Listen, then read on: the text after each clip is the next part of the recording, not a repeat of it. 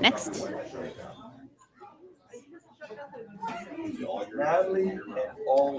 So I have some quotes here that I love sharing. Now, one of the quote is, the more your money works for you, the less you have to work for money.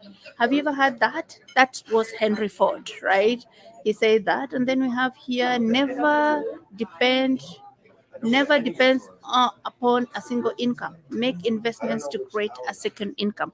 It's very, very important to understand what Warren Buffett is saying, that one stream of income is not enough, right? Now we understand how money works and learn how to have it work for you. That is Robert Kiyosaki, an entrepreneur and a financial guru, who says how to understand how money works. And I'm here to share with you how money works. Now, because the objective of our meeting today is wealth management, I have some opportunity to discuss with you what that entails. First of all, when you talk about wealth management, what is that entailing? It's actually a comprehensive service that integrates into financial planning. That means we are talking about investments, we are talking about advisory services, how to accumulate, grow, transition, preserve wealth is very, very important. And we deal with the holistic approach. So that means that we have different aspects of finances. It's not just life insurance or investments or debts or mortgage. We deal with everything holistically. Now, importance of financial literacy is also the ultimate goal. So that what we do is we empower financial decisions, right? And then we have wealth accumulation. So when you talk about wealth accumulation, we are talking about early strategic investments that we can do to impact us significantly. Next. So when you're doing investments and you're planning your wealth, you have to be very clear to understand your risk level. Risk is very, very important, right? Are you a moderate? Do you like to take high risk? That will determine the return of premiums you get, the rates of return you get. And then we talk about retirement planning, we talk about tax efficient, legacy, and estate planning. And then we have that ability to seek coaching. It's very important to get lost sometimes in life, right? Things are getting busy and you want to get lost in the process. You want someone to hold your hand and tell you, look, this is the way and we can do step by step. So you start where you are and get to where you need to go. Now, importance of starting early and the power of compound interest is very, very important. Now, there's a very genuine proverb from Chinese, previous slides, that says the best time to plant a tree is 20 years ago.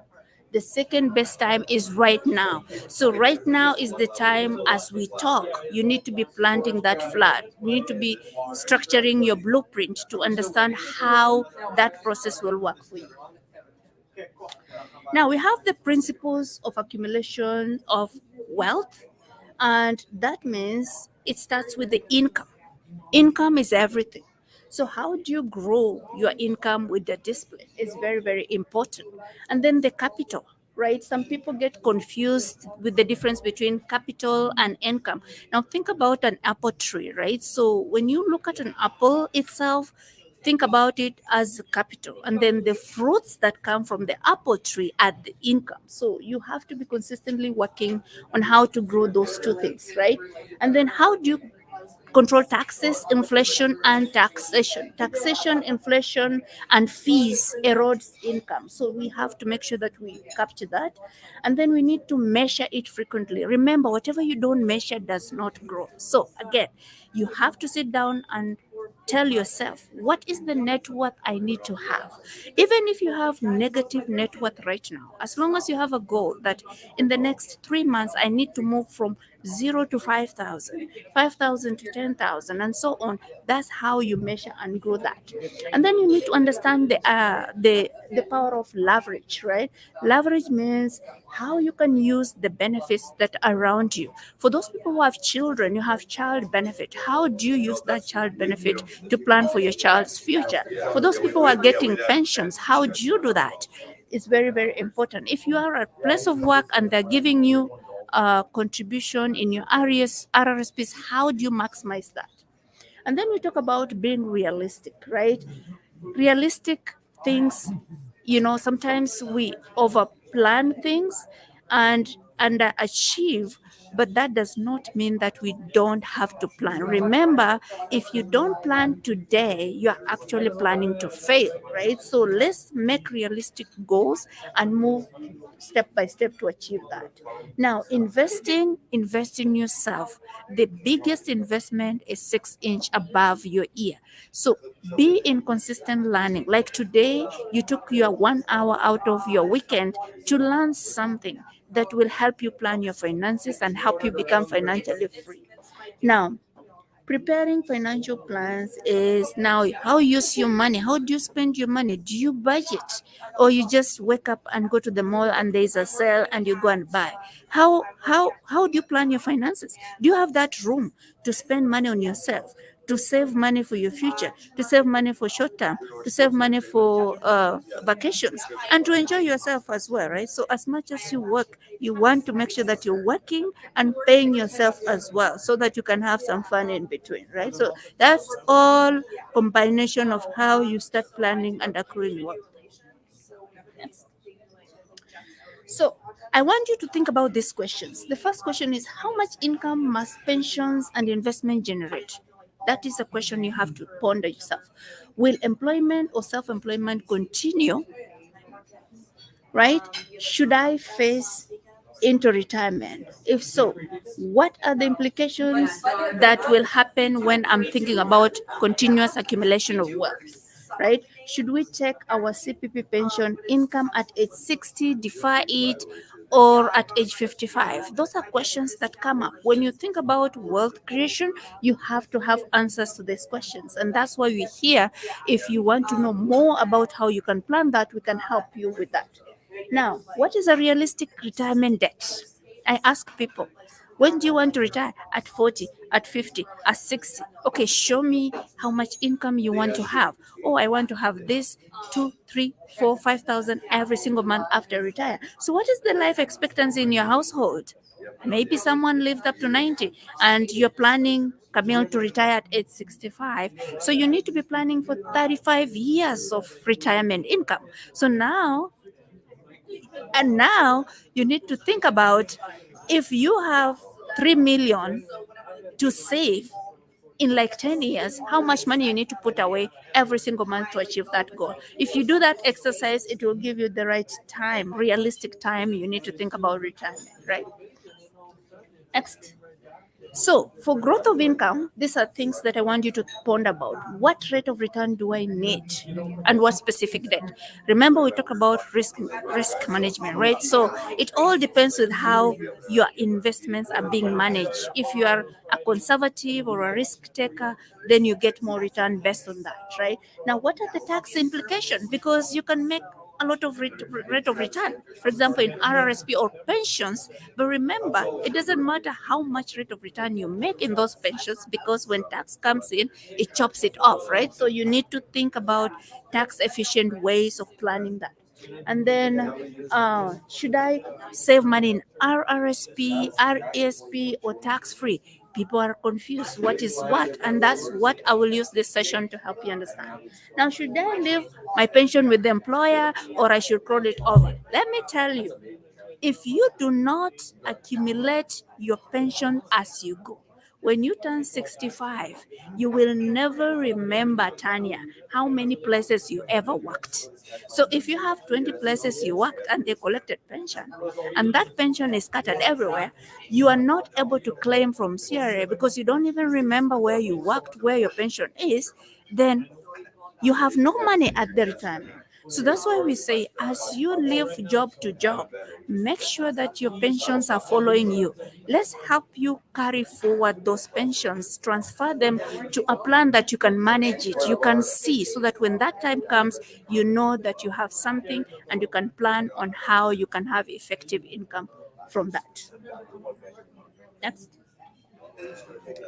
So preservation of wealth is another one. Now you've added wealth, you know how to grow your income, you know how to, multiply those capitals and make sure that you have consistency.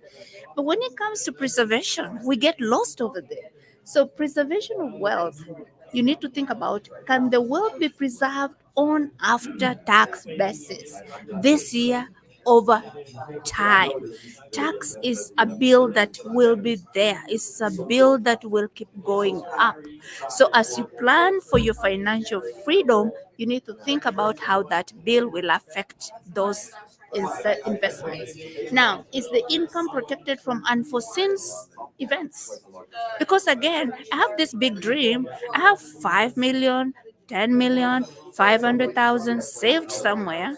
But my goodness, if I am not there, how will that be passed on? It's very important to understand that. Now, debt. Debt is another topic of another day. But just to mention, there's good debt and there's bad debt. Some people fight to be debt free. Most investors fight to use other people's money. So, as long as you know how to use debt to your advantage, you're good. But if debt is using you, you need to sit down with us so that we can help you plan on this. Now, will will there be enough income for the surviving spouse? You know, I have a few ladies who are now widows, and it's a painful process to see that happens to someone you love, someone you care. But then if there's no plan in place, it leaves the house in shambles. So we have to make sure that we plan that, and that's why having these sessions to educate ourselves will help us plan for the future. Next. Preservation also includes, protecting income from loss, protecting capital, protecting self, protecting investments, emotions, and everything. Having that thing in place is very, very important.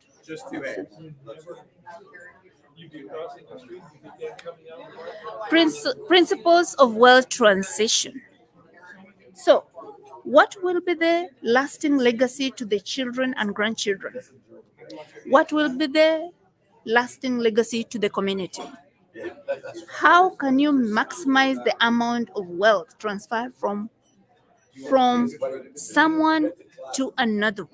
How can you do that? What skills do the next generation require to handle responsibilities of wealth, right? And what should be done now so that the state is taken care of? You don't want someone to inherit the hard work you put in place. So you want to make sure that you're planning ahead of time. So let's keep going.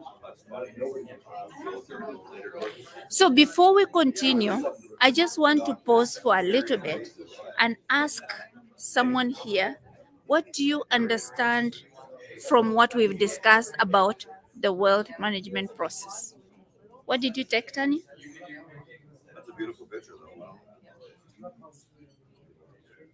What did you learn about wealth management process from what we presented?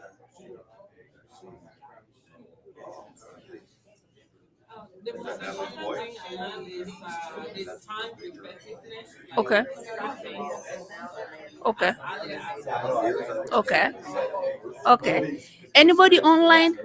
What put it in the chat, right? So what did we learn from the wealth management process?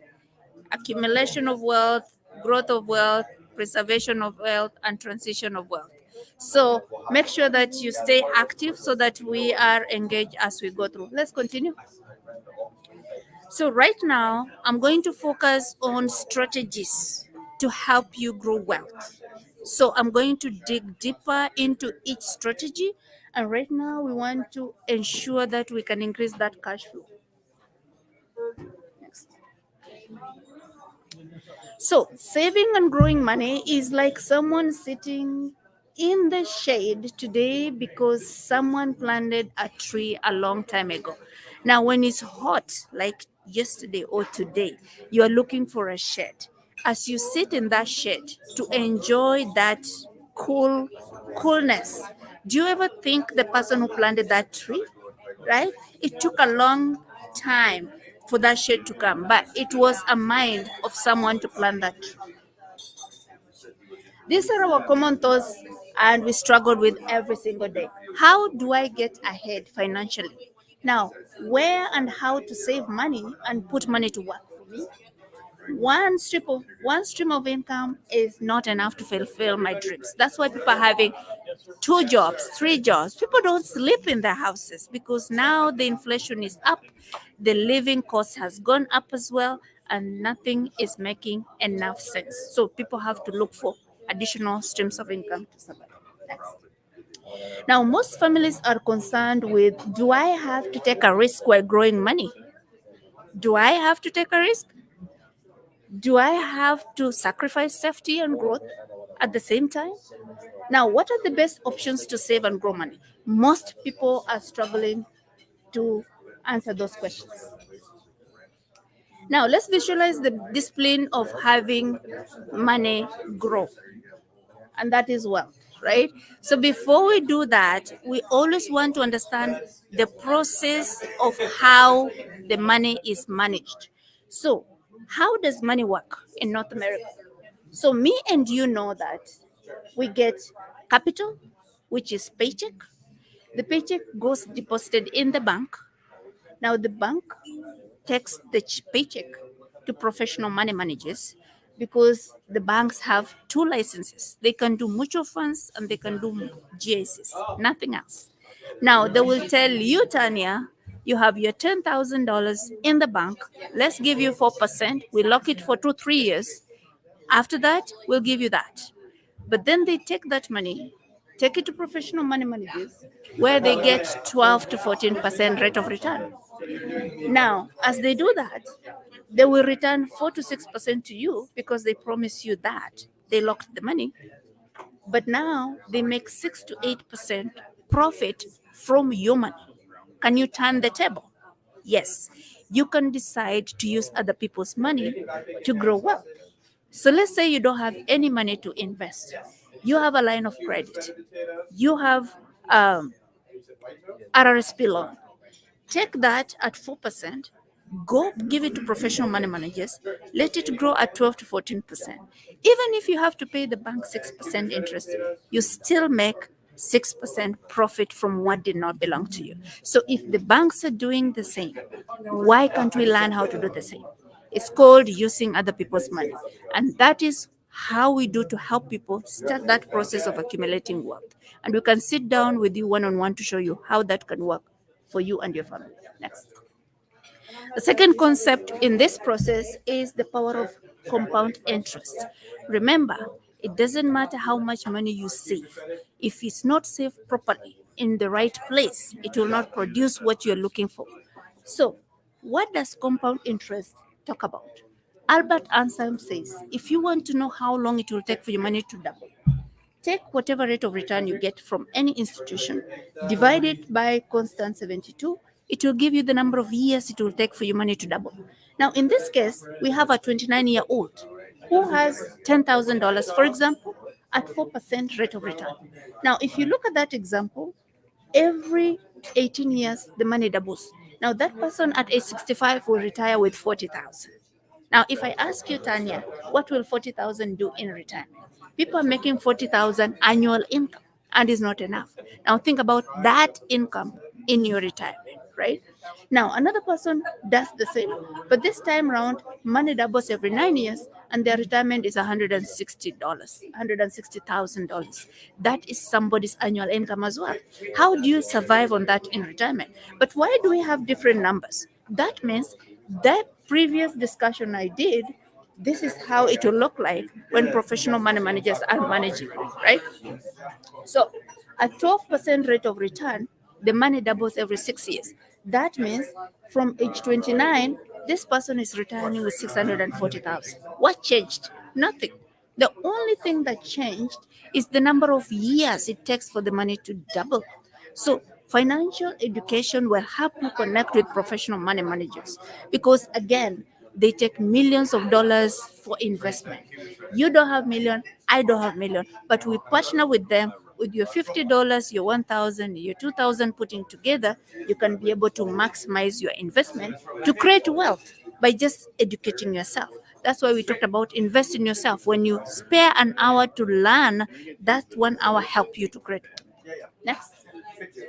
Now, I just did an investment picture to show you that the market will go up and down, but it doesn't matter what happens. What I'm trying to communicate is as long as you have time on your side, you'll always make things work for you.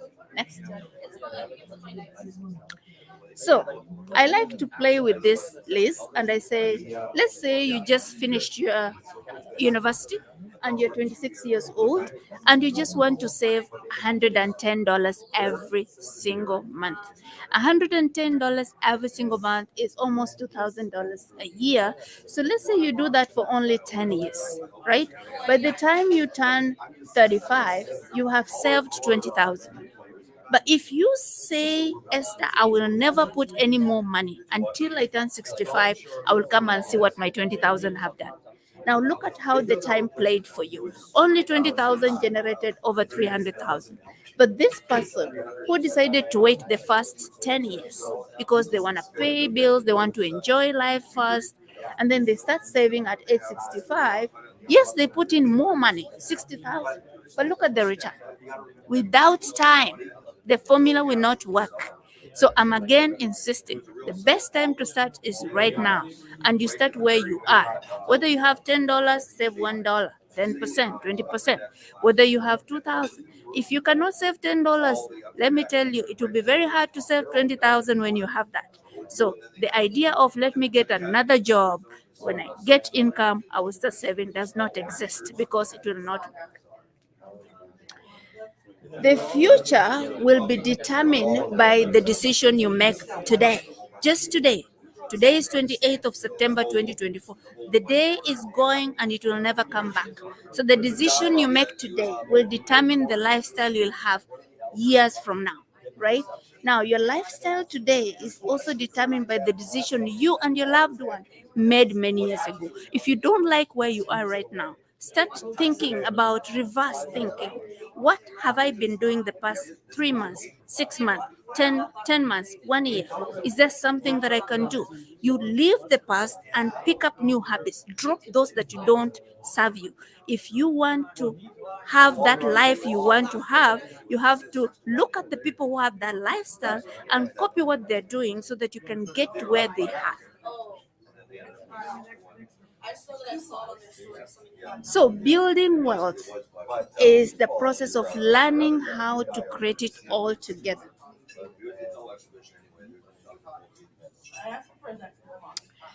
Only discipline and saving habit will create wealth. You see the dollars? They just need discipline, right? You want the dollars, you need the discipline, right?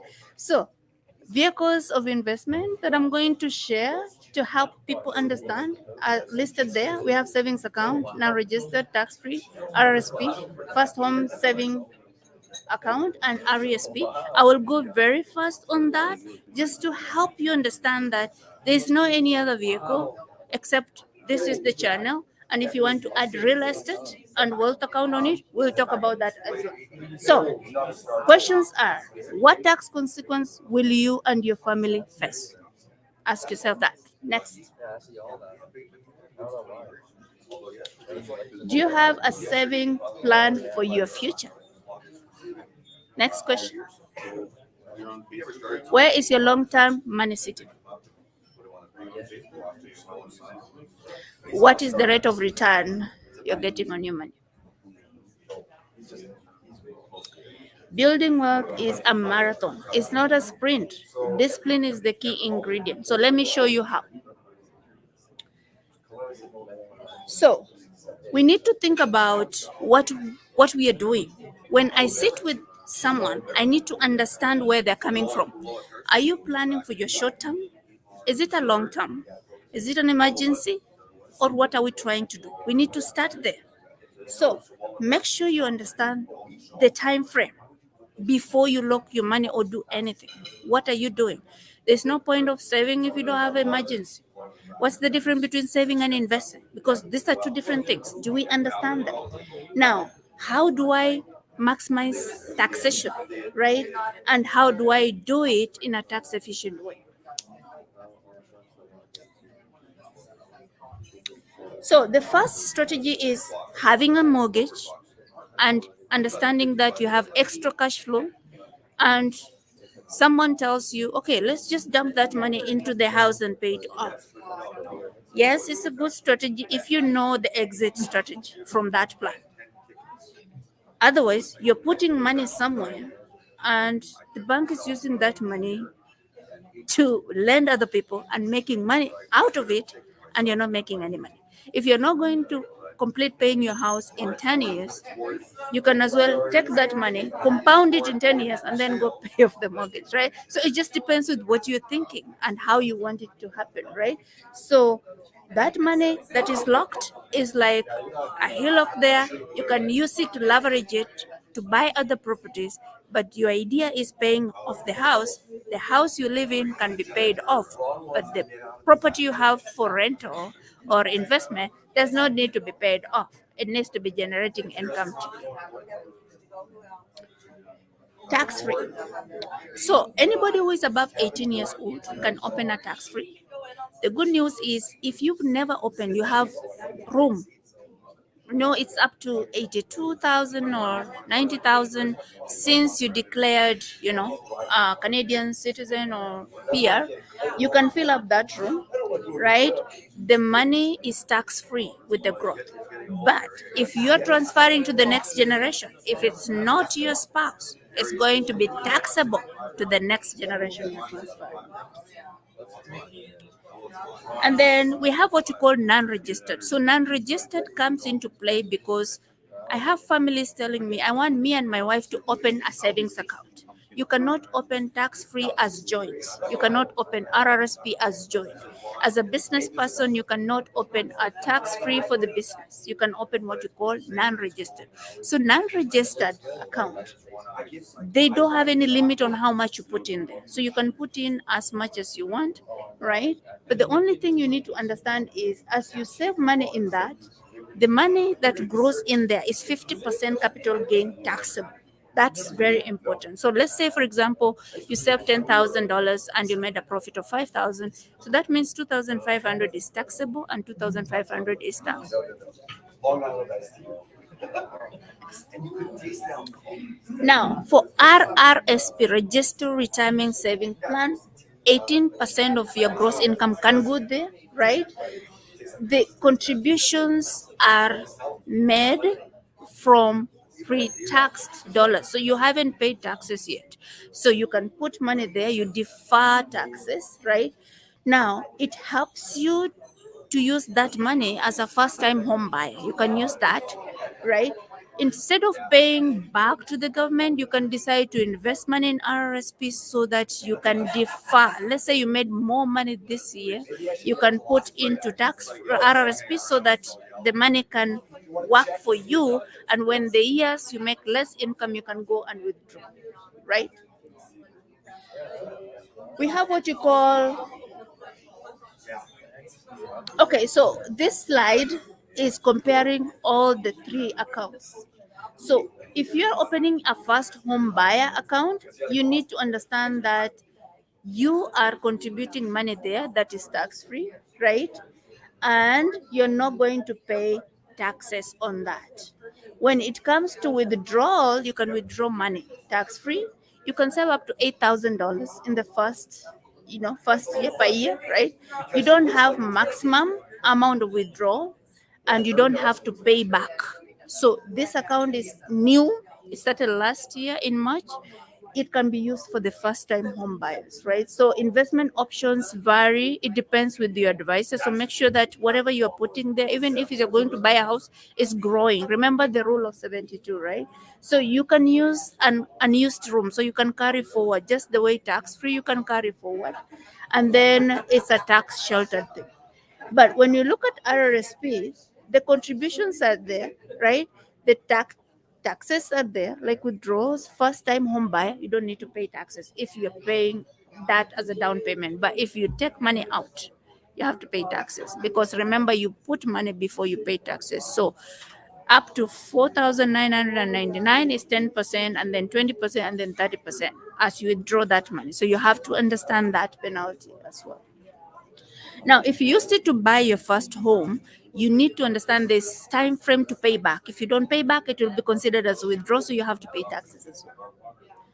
And then on the other hand, we talked about tax free. This year is 7,000. Everything you put in tax free is US tax free. So this table is a comparison. If you want to take a screenshot, it's totally up to you so that you know the difference between them. Next. So remember, I spoke about two things the bank invests money, because as much as we talk about these vehicles, they are good if you're putting money and the money is working for you. Because remember, nobody will give you $1 per hour if you don't show up. So, as much as you're standing working or sitting working or whatever type of job you do, you put in energy to get per hour rate. So, you need to make sure that your money, when it's served, is giving you per hour rate back by performing as much as it can. So, you need to get financially educated. So, guaranteed investment certificate, how they work, GICs, is again, the money is locked at 4%, 5%, 6%, 2%. It doesn't matter what that look. The idea behind here is every money that is locked and every savings we have to think about taxes, right? So even though the money will generate $400 a year, when the taxes is taken out, you have only less left, right? And then you have $260 left. Now, if you look at that, a 3% erosion inflation rate, you're actually losing the money. So instead of you growing money, you're actually losing $40 out of your 10,000 you put in place in the first place. So financial education is very, very important when you think about this. Next. Next. So this was just the slides that what really mixed with the first time home buyer. So if you want to know more about that, you can look at that. So we go next. Now, your long term money is now sitting in this. So, let's say you have a savings account. Money doesn't grow in any savings account, right?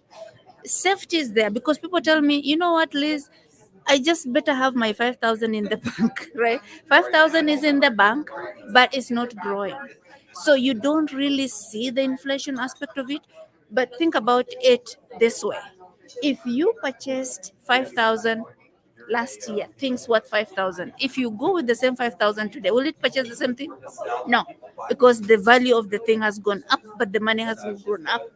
Now, diversification is missing. So when the money is sitting in the bank. Now, the principal is guaranteed, but there's a slip you receive end of the year. It's called a T5.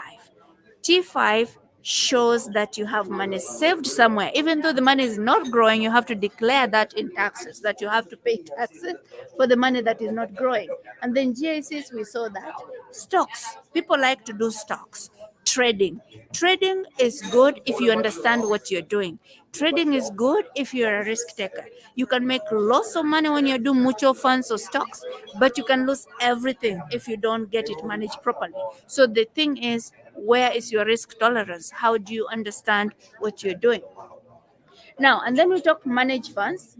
When you talk about manage funds, is like you want someone to help you manage, they'll give you some growth. Safety is because the money is invested in the market, right? So you're now a little bit taking some risk. Now, diversification is there, and the principal is not guaranteed because the money is invested in the market, right? And then we have what you call segregated funds. I hear a lot of people telling me seg fund is good, but I don't like the fees. Now, let me tell you, Liz, if somebody is giving you 12% rate of return and they're taking 2 to 3% commission because they're managing your funds and they're giving you 10% back, would you rather have that person manage your money, or you rather take it somewhere where it's giving you 4% and inflation is eating into it? You just have to assess what the benefit you're getting from what you're doing. And that's why we're talking about financial literacy. Next. Now, those are the options that we saw there. I hope as you look at these slides, you already know where you're going to save your next dollars. A product that gives you everything you're looking for is a seg fund at this particular time, and that's why we want to use it to make sure that we plan for the future. Next. So, Using those five vehicles is very important, but visualizing how a dollar amount in each vehicle looks like is what I'm going to take 1 minute to show you. So the first one is showing you a $500 saving into a savings account. In 20 years, you have put almost 120,000. But the points to note about the savings or checking account is no protection, no growth, no long-term assets, and there's nothing there. So if it's an option for you, it's still okay. Now, the house, we talked about that. Putting extra contribution into the house, the money doesn't grow because nobody invests that money for you, right? There's no growth, and it's not a long-term asset because if nobody's investing the money for you, how are you going to capture inflation and reduce taxation at the same time? Then RRSP or tax free gives you some good rate of return at 5%. You can see that investment has some money there, but I talk about 100% taxation on RRSP. So that means you're losing some money, and therefore this even though this growth is going to be limited once the taxes are taken out of that equation and you don't have wealth transfer. You cannot transfer RRSP to the kids. They have to pay taxes on that as well, right? And then we talk about having a whole life plan or a wealth account, a universal. When you use a permanent life insurance structured to serve your needs, structured to serve your needs is what I'm insisting.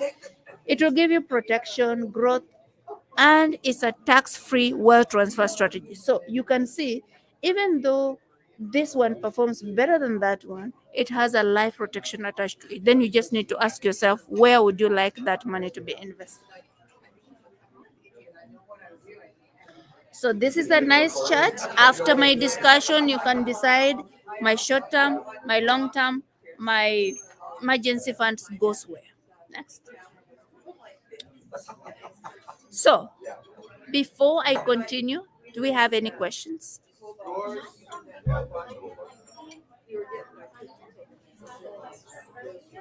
Okay. Okay. Okay.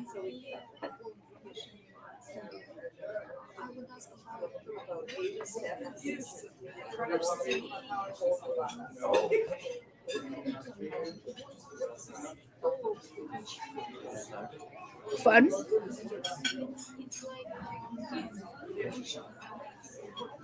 Yes. So when you're in Canada and you want to plan for your financial blueprint, I know from Ukraine, yes, you have the same. You plan about saving money, right? So I'm talking about where to save money in Canada. We have five places. You can do buy a home, you can open and register retirement, to put money for your pension. You can open a tax-free savings account where you can put money for your emergency short-term or long-term goals. You can have a non-registered if you have a business to do that, or you can open a life insurance that is permanent and save money there. Each of those savings strategy has their advantages and disadvantages. The objective is for you to educate yourself to know, if I want to buy a house, what I need to open. If I want to retire, what I need to open. If I have a business, what I need to open. What are the tax implications? How does inflation and taxation affect what I'm doing? So that is why we're here to educate. But we can sit down with you one on one and talk about you as an individual and plan about your finances. Any other question?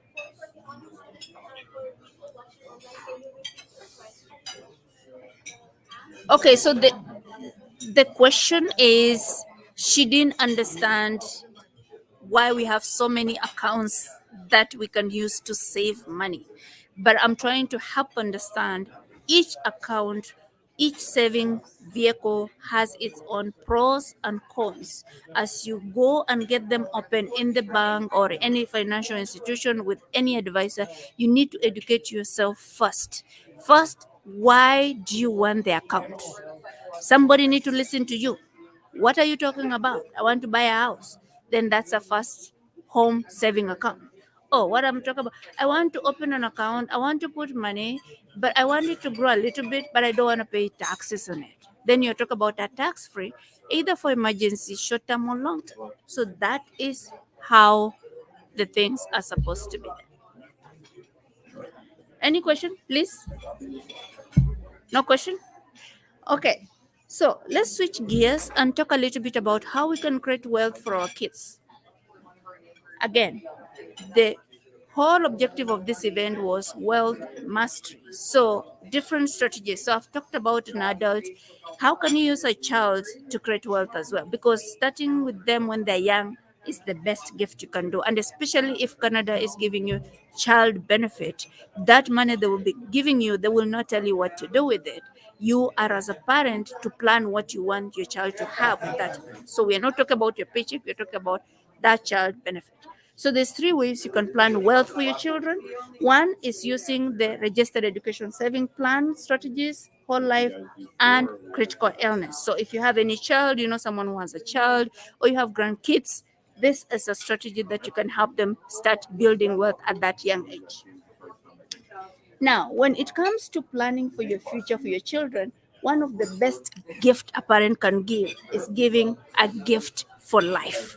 When I talk about a gift for life, I'm talking about every step of the way, right? From the time I was born to the time I'm going to school, getting married, buying a house, retiring, and all that process is a gift that you can do that. Next. So we have two things that are very critical here. So when you talk about RESP, Registered Education Saving Plan, if you have a child that is less than 14 years, you can open this account for them.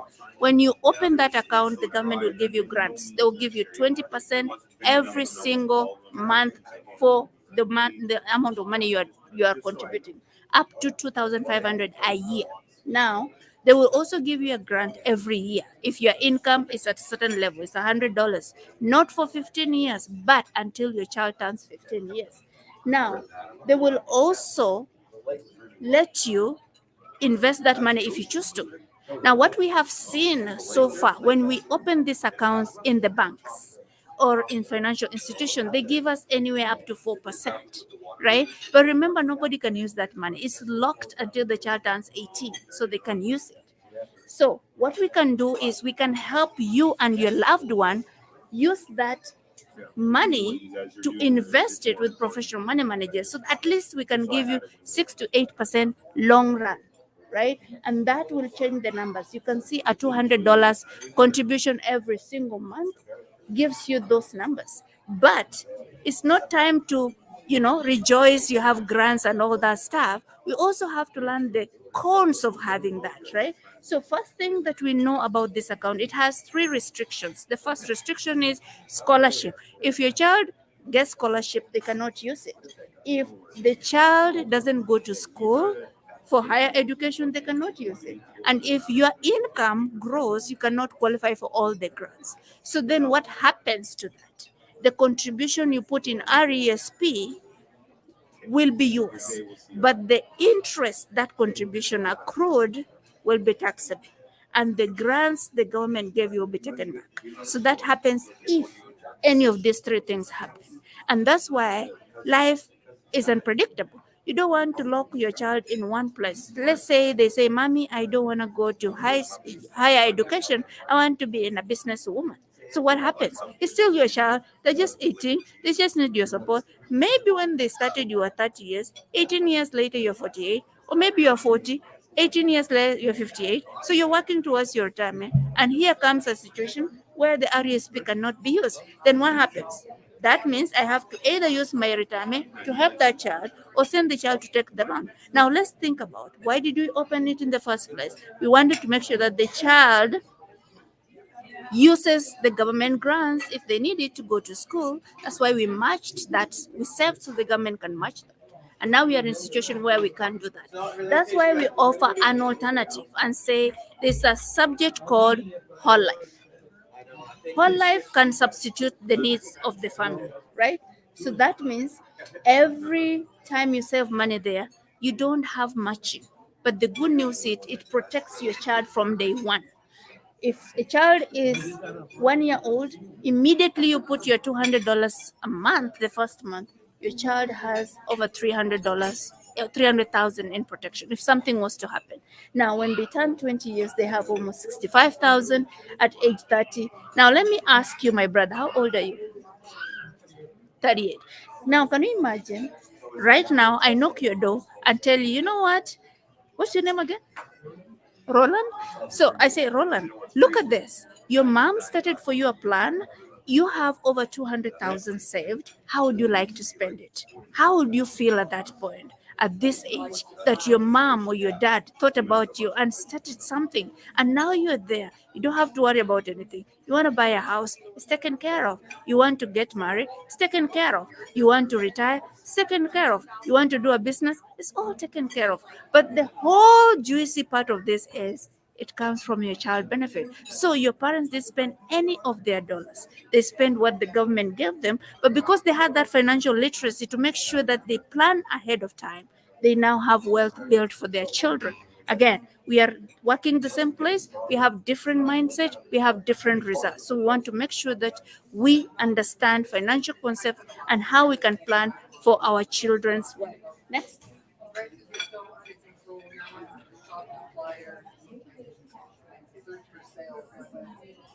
Is it going backwards?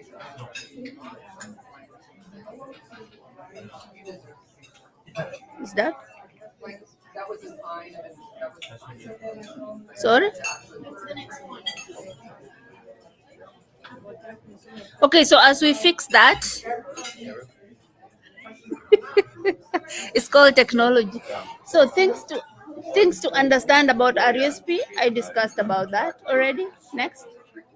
So these are the advantages for that whole life for children, right? Your child is protected from day one, right? The money is growing with dividend being paid. It's safe because it's put in a secure investment, and then you have a potential income for yourself or your child, and you have lump sum withdrawals along the line, whatever the situation is happening, you can do that.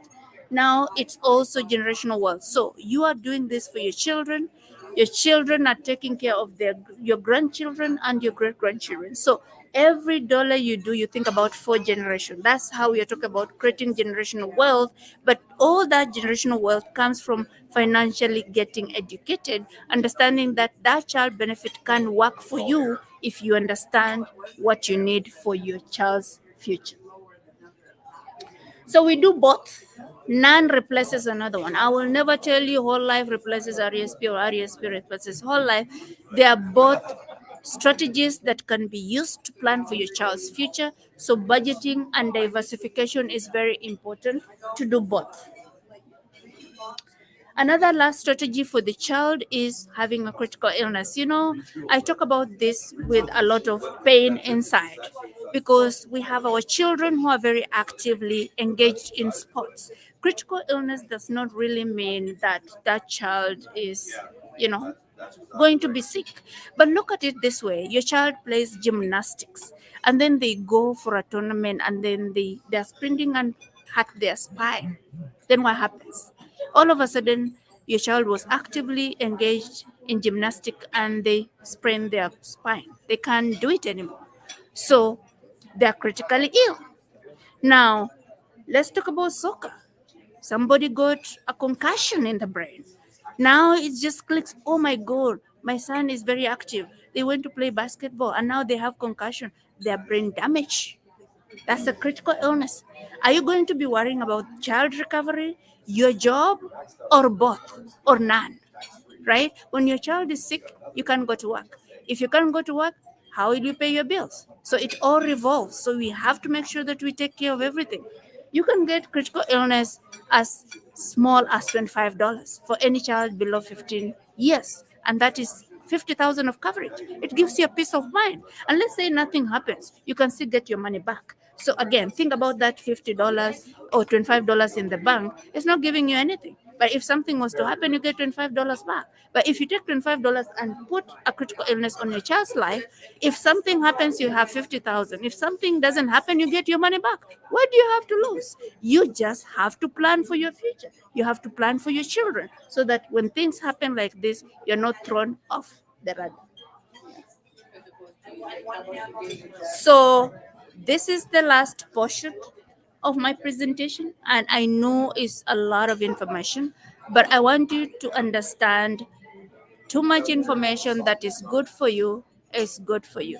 You just have to take pieces of what applies to you and put it in places that you need to improve, right? And that's why I come in to help you one on one to plan yourself on what attracts you or what need you have. So let's talk about our last portion of estate planning. So we'll talk about these three things when it comes to an adult, right?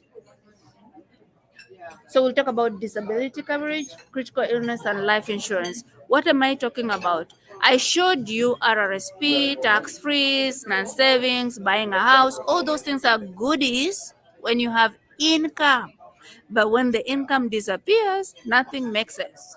So I cannot finish this presentation without talking about income replacement strategies. So let's talk about disability coverage.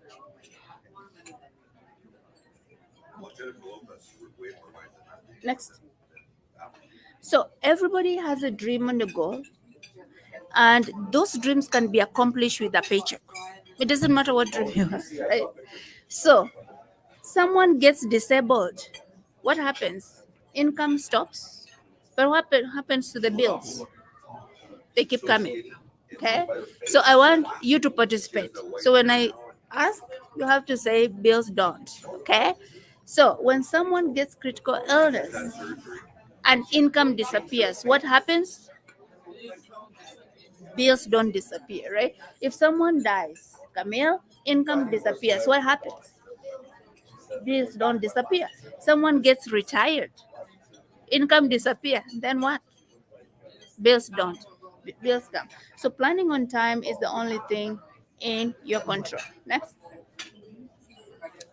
So there's different ways we can plan that. So we'll do three strategies that are there, and you choose what is important to you because no strategy is better than another one. It meets you at your point of need. Everybody is somewhere. So the first strategy is just having a term plan. When you have a term plan, it's very cheap, sorry, but increases as the age goes. So you have to understand term is temporary. So temporary needs need temporary. My children need education, I need to protect my income temporary. I need a mortgage, I need to protect that mortgage temporary. So that's the temporary need, right? It does not protect your entire life, and it's better than having nothing, right? So it's better to have something than have nothing. Next. So you can do it for 10, 20, 30 years. I always use this analogy. Think about renting a house. You can rent it for 2 years, 3 years, 5 years, right? So that property is someone else's mortgage. But the terms and condition of you living there is someone else's terms, right? So if they want to increase the rent, they will increase. If you don't want to live there, you have to go. But when you leave, will someone tell you, here's a check, go buy your house? You paid my rent. Nobody does that, right? So you also have to understand when you're renting insurance, it's cheaper, but the money you put in doesn't come. So you choose between temporary and permanent. Do you have a term need? Mortgage insurance, I need term, right? Permanent, I want to protect for life, right? That's the difference. So to create wealth, we need to think about these four things because I'm going to be talking about permanent life protection. We need to understand that growth, protection, safety, and tax advantage are very, very critical. So growth, where is my money invested? Is it growing? Is it beating inflation or reducing taxation at the same time? Two, protection. If something was to happen to me, what will happen to the investments I've put in place? It's very important to think about that. And then safety. In case the market fluctuates back and forth, right? What will happen to the safety net of my investment? You don't want the market crashing and you're retiring tomorrow. What will you be doing? Then the tax advantage. You don't want to do a good job and then get a big tax bill eventually, right? You want to make sure that you're planning to make yourself accommodated when it comes to these four things. So when it comes to a permanent life insurance, we have two products. We have universal life and we have a whole life. None is good, none is bad. It depends with what you are looking for. If you want flexibility, you go with the universal. If you want guarantee, you go with the whole life. But both plans provide safety, growth of money, protection of income, source of income long term, generational wealth transfer. Its retirement prefers tax strategy and is supported by the government when you're doing this plan. So it's something that you can use if you like. Next. So, just to break between whole life and universal, whole life protects the entire family, entire life. And is somebody looking for flexibility? Oh, can I put in more money? Oh, if I start with more, can I reduce it? If I start with less, can I increase it? Oh, I am a contractor. Sometimes I have an EI, sometimes that language someone is telling you, they are looking for flexibility. So when you hear that as an advisor, you need to be thinking about what is the most tax efficient strategy I can give this person. Then you can assign universal life to them after you explain to them and they understand the risk associated with it. Next. Now, it gives you room to pay more, as I said. It gives you access to cash value and it works as an estate planning. Next. Next. So, when you're doing the universal life, we have what you call S curve. So, S curve means the younger I am, the more responsibility. Think about someone who just did a wedding. They just started a family. By the time they have their first baby, and that baby turns 18, they're still young. So they have huge responsibility on their shoulders. So as the children becomes 20, 30, the responsibilities reduce, but the debts are also paid. In during that period of time, people accrue a lot of debts, right? Mortgages, education for kids. So all those things need a higher planning, and that's why we see people have this headache. And when they get to older age, they're looking for this. So you have to understand the age bracket someone is so that you plan appropriately. Next. So universal life can offer solution according to the S curve. Now, we talk about whole life. Whole life is whole life. But whole life can be participating or non-participating. When I say participating, it pays you dividends. That the dividends the company makes profit, they pay you those profits. When I say non-participating, it's a permanent life without dividends, right? So it's very important to understand when you have a whole life, go read. Is it participating or non-participating? Next. Now, whole life gives you these things. I already spoke with them about them on the previous one, but remember, you have to be patient, disciplined, and you have to understand that it's a contract between you and the insurance company. The contract can be for 10 years. You can pay it in 10 years. Oh, we have Decision is having a 5 pay whole life. So if you have someone who has grandkids and they want the whole life to be paid within 5 years, we have those options as well. So as you pay your savings inside, know that they will give you what they have promised. It will never go down, it will always go up. But for that, you pay the guarantee aspect of it. Next. You can use whole life also when you're spending money. So most of us buy houses, cars, and how many cars, Liz, will you ever buy in Canada? They are countless. So every time you're buying a car, you're financing or you're using your cash, right? Every time you renovate your house, you're either using a line of credit or home line of credit, or you use your cash. Now, if you think about in either situation, anytime you do that, you are losing your purchasing power. Let's say you use your cash. Malofo, you took 20,000 from your savings account. So that means, yes, you did a renovation, you have no debt, but your bank account is now zero. Now you have to fill that bank account. How about I show you a strategy where you can still use whole life to plan for your investment, but this time around you use other people's money, right? So you put your money in a vehicle where it's sitting. Yes, it's growing conservatively, right? They're giving you dividends 5 to 6%. Even though the dividends are not guaranteed, they have been proven over years. You need to look at the companies that provide dividends, right? Like Canada Life, Manulife, All Life, we have Equitable. All those companies have existed for a long time. And if you have that record, you can get rest assured that you can use other people's money to do that. How would you feel if your money is growing, compounding without interference, and someone else has lent you money to run your errands. So you have both running at the same time, right? So that's why we use this. It gives you an opportunity to purchase while creating wealth. Most people, when they purchase things, they lose that purchasing power. So that is how you can utilize it. Again, it has to be designed properly to make sure that it fits that goal you're looking for, not just any whole life. It has to be designed to meet your short-term goals. The other one is meeting your long-term goals, and the two cannot serve as an estate planning. The regular one is an estate planning. This one is an investment strategy. You use other people to save money. So those are the benefits you get when you're spending money if you're using the right product. Next. So disability. Oh, now that I know I can do a whole life, a universal life, a term, I can do investment, I can do kids. My income is still hanging in the air. I got disabled. Then what? I got hurt. I can't work. 2, 3 weeks. They're saying now Canadians are one paycheck away from filing bankruptcy. So that means if somebody was supposed to be paid today and the paycheck meets, so many things go wrong. That's how terrible it is right now.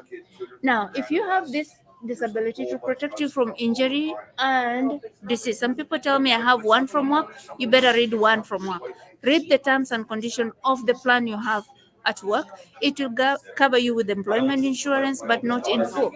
60 to 65% of your paycheck. If it will be enough to cover your living expenses, that's okay. You don't need individual one. But if you know that you cannot live on 60 to 65%, remember people cannot live on 100% because they have two jobs, right? So when the income reduces, that's when you realize how important it is. So disability is very, very important to plan in your wealth management process.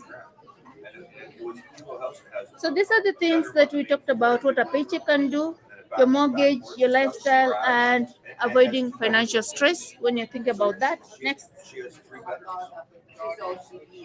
These are just statistics. They say 1 in 3 Canadians will become disabled for at least more than 90 days before they turn age 65. Who is that one? Three of you are sitting here, one of you. But who is that? Nobody knows, right? So if the numbers are numbers, we have to plan to make sure that if it happens to me, I'm ready. And nobody's calling for this. It's just part of the preparation of wealth management process. Next. So, active income stopping, injury, and bills, we need to make sure that you have a disability replaces your income month to month. Okay, so it gives you a paycheck 3,000, 4,000, 2,000, 1,000 every month. That's the difference for the time you are located, right? So, when you are signing up for that, make sure you understand how much coverage you need, how much time you have, and the duration of wait time. If I get disabled today, can I wait for 90 days before I check a paycheck? Can I wait for 1 day? Can I wait for 30 days, 60 days, etc.? So when you're subscribing to disability, understand those things. Very, very important. Don't just sign. Some people sign critical disability for illness and then they are in accident. They can't get paid because you did accident, you didn't do sickness, or vice versa. So make sure you understand what you're signing yourself for. Next. So we protect TV. Everybody has an iPhone, has a warranty. They have a case just in case it falls. They don't want it to break. I have this chair, I have this TV, I have this laptop. Everybody has a warranty. But what is the warranty you have to protect your paycheck? Do you know the paycheck is the one that pays all those things? So we have to make sure that we take care of them. Next. Next. Some slides are mixed up.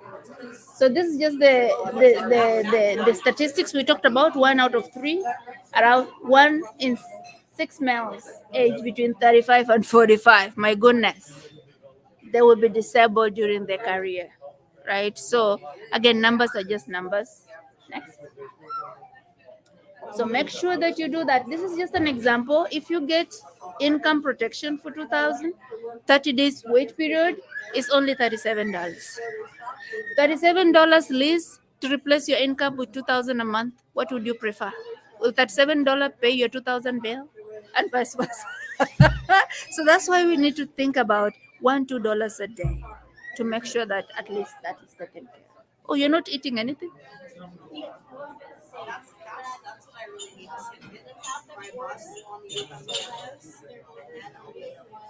Okay, you're almost finishing. Can you order something for yourselves?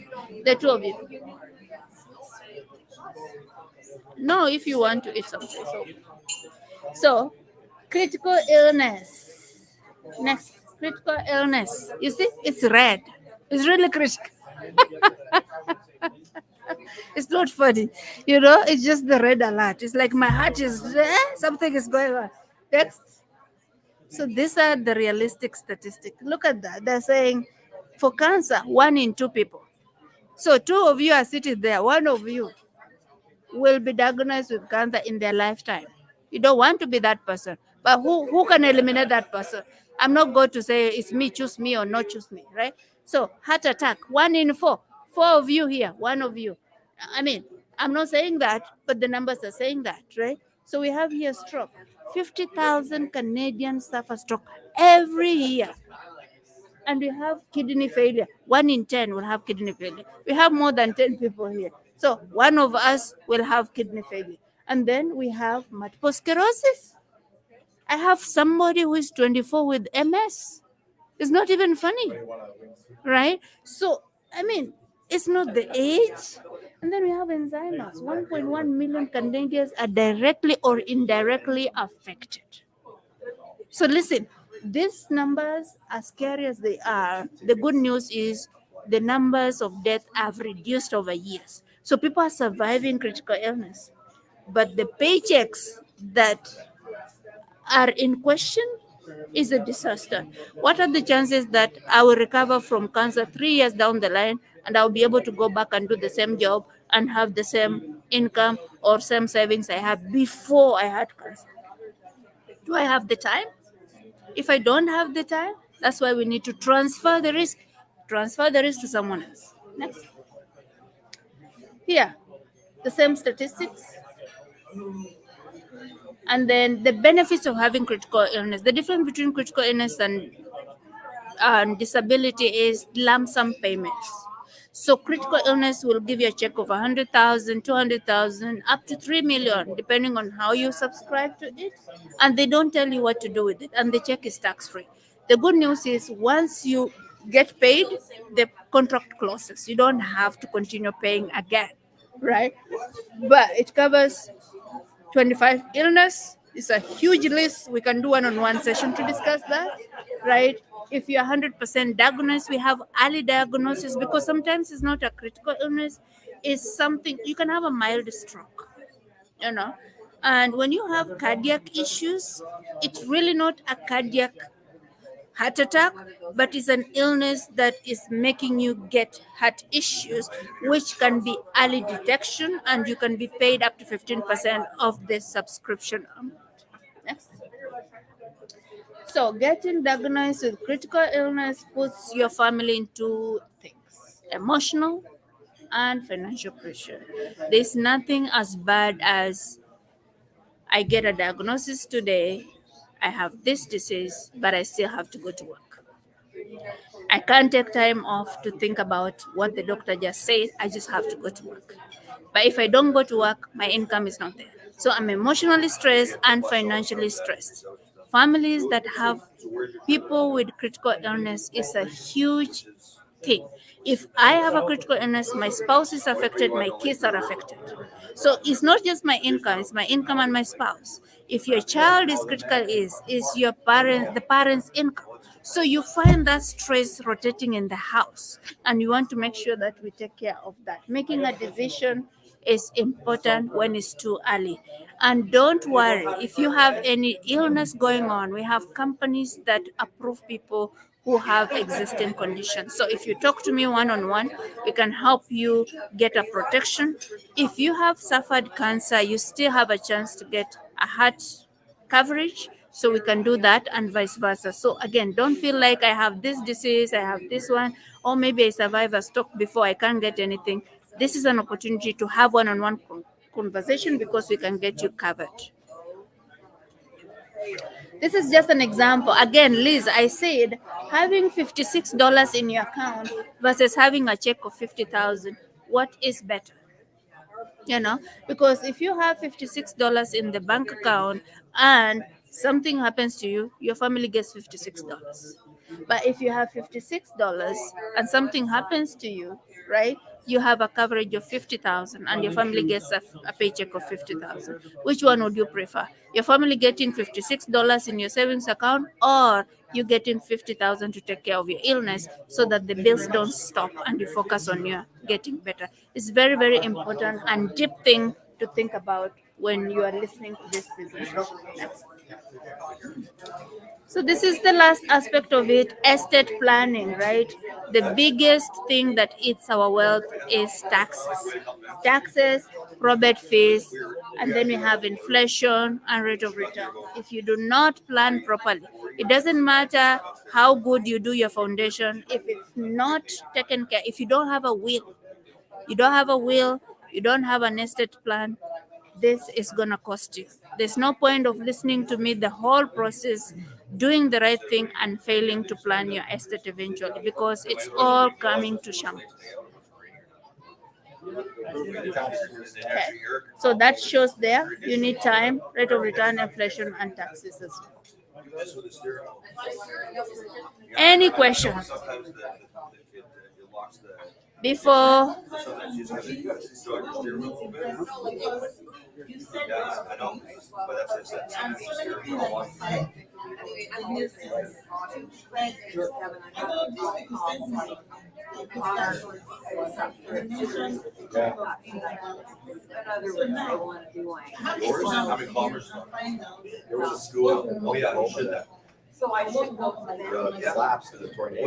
Okay, so we can do one-on-one session with that to plan about critical illness. Okay, well, if you have any question?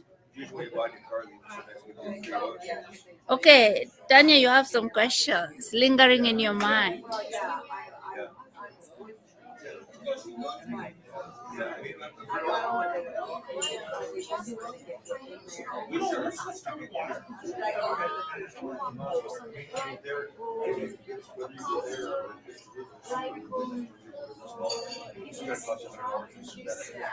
Yeah, I do all that. I'm not an accountant, so I don't do accounting, but I do the financial aspect of that.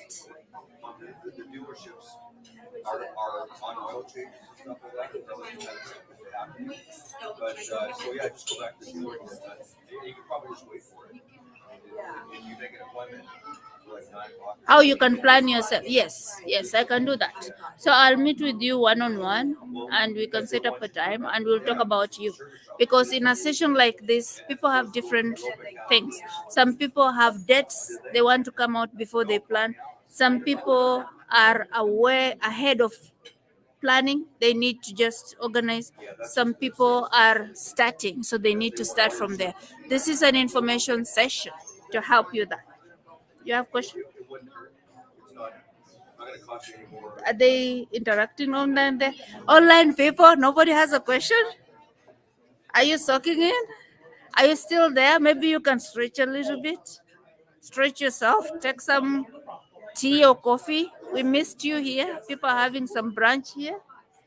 Okay, so tax advantage, taxation, potentially the most powerful challenge facing your investment. Why is it so? When you earn money, can you speak back? Okay, they will tax. When you spend money, what happens? And when you save money, and when you die. So all of us are here spending money, but you are being taxed, right? So that's another tax. We need to understand how. Yes. Okay. So next. So how do we harness the power of tax advantage, right? So let's say you want to think about practically how that affects you. Now let's take $1, Camille. That $1, you need to double it to $2, compound it, and you don't have to worry about taxes. Do it 20 times. $1, double it, compound it, no tax.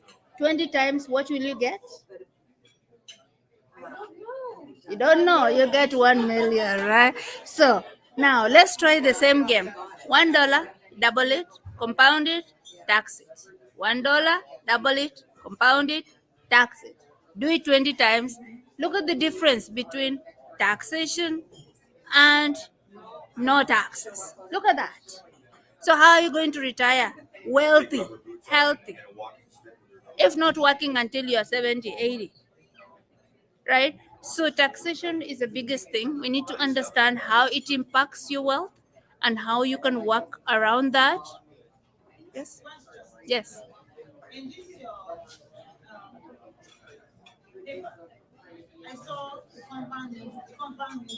Yes. Yes. Yeah.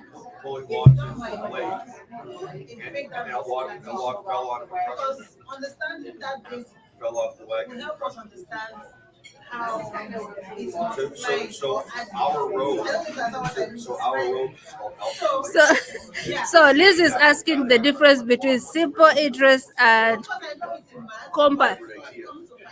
When it comes to finance, simple interest is this.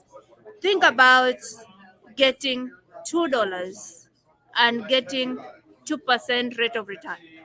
It's simple, it's not compounded, it's 2% interest on $2, right? But when we talk about compounded, we are talking about $2 with 2% interest. It gives you $4. I'm just giving a number, like just understand the scenario. $2 compounded with 2%, maybe give me the answer of $4. When I talk about compounded, then I'm gonna do compound. When I do another 2%, it's not going to be on $2, it's gonna be on $4.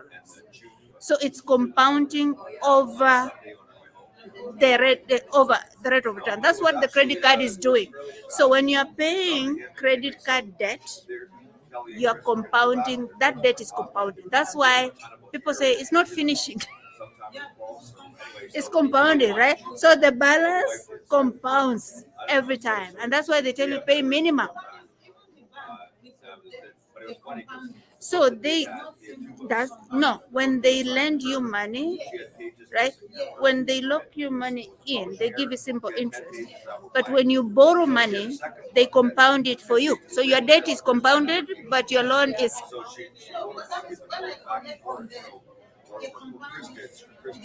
So when they give you the interest, they promise you it's a simple interest.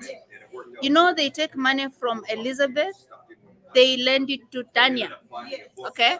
So Elizabeth is getting paid 2% in the bank, simple interest. But when Tanya borrows Elizabeth's money, Tanya is compounding interest. So who is benefiting, right? Yes. So you have to understand that when your money is here, someone else is you. That's why we're saying let your money not sit somewhere not working for you. Because the moment you have 5,000 sitting in a bank somewhere or an institution somewhere, someone else is looking for a line of credit of 5,000, right? So now they're going to give that person. Remember, your money in the bank is 0.25 to 2%, right? Simple interest. But the person who is looking for line of credit or credit card will use your money, but will be compounded to pay it back. So using other people's money is important, but understanding your money needs to compound to multiply more is very critical. That's why rule of 72 plays. Opening RRSP tax free is good, but if you're opening and withdrawing the money all the time, you are affecting disrupting the compounding effect. That's why we are saying if you have a strategy like the whole life where you can create wealth, spend money while creating wealth, use other people's money, your money is not disrupted. So it's growing here, but you still renovate, you still buy a house, you still go to travel, you still do this. Because some people just travel, put it on credit card, and then they'll take the whole year to pay that credit card. After they finish, it's another year to go again travel. So you're just working, paying that travel with compounded interest, right? I hope that answers question. So can you see that big difference? So if you are following the taxation rule and you're not educated, that's your pension. Assuming that's your pension. But someone else is has invested that money somewhere that they are maximizing taxation, they have that. So the number one enemy to your wealth besides procrastination is taxation. It's real. It's really real, right? And some people come to me asking me, is it legal? And I put up the slides to say, you know, the most tax efficient investment strategy in Canada is Canadian tax law allows you to save money in an insurance policy, grow it tax free. If you set it up properly, you can access that money tax free, and you can think about having a flexible plan or a, if you don't do things properly, again, you start saying, no, it's not working. So it has to be done properly. We need to skip to the last slide. So this is the cheapest way to transfer wealth. When you have a life insurance, the family gets a death benefit tax free, and then that benefit goes to your family, and then your family can pay taxes and reclaim back the property they have. So that's what you're saying here, moving parts. Insurance tax there, right? So you still have some energy.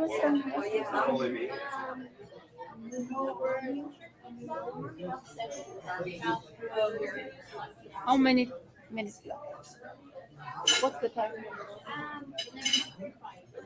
11. Okay, so anybody with any question anywhere?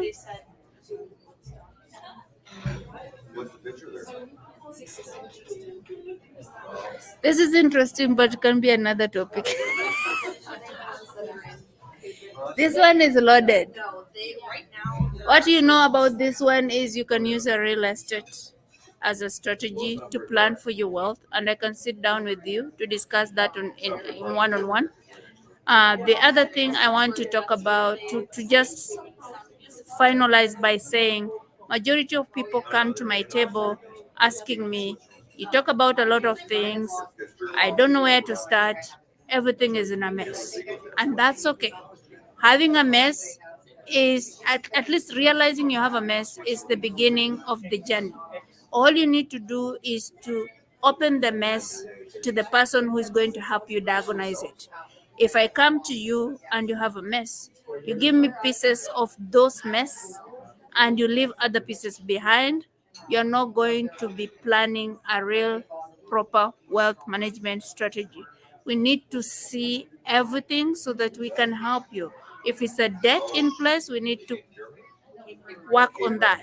If you have plans in place and they're all over the places, you need to understand how they work and how, we can put them together, consolidate everything together. If you have 5 bank accounts having different savings account, we need to talk about that. I tell people the first thing you need to do, save $3, $2, $3. Go close your savings account, open tax free. It's free to open a tax free. Nobody sends you a T5 every year to show that you have to pay it back. That's the easiest thing to see. And then you have to make sure you read your bank statement. Things you subscribe for and forget, they keep deducting money from your account. You never check your bank account. Make sure you spend some time to check what is coming out of your bank account, because what will shock you is you say you don't have money, but there's around 50, 60, $100 coming from things you subscribed 2009 and you forgot about them. They just still come, right? So we need to look at that and clean up that so that we can plan a proper financial strategy for you and your family.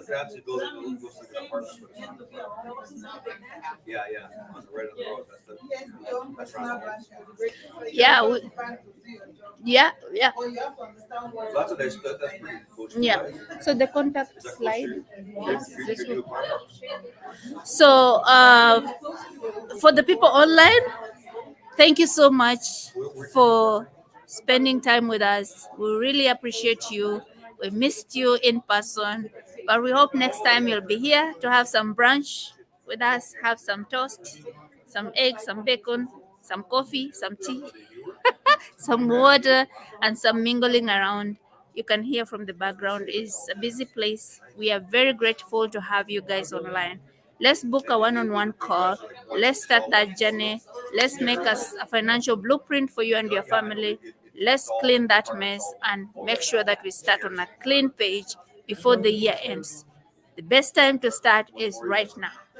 The best place to start is where you are. You don't have to look at anything.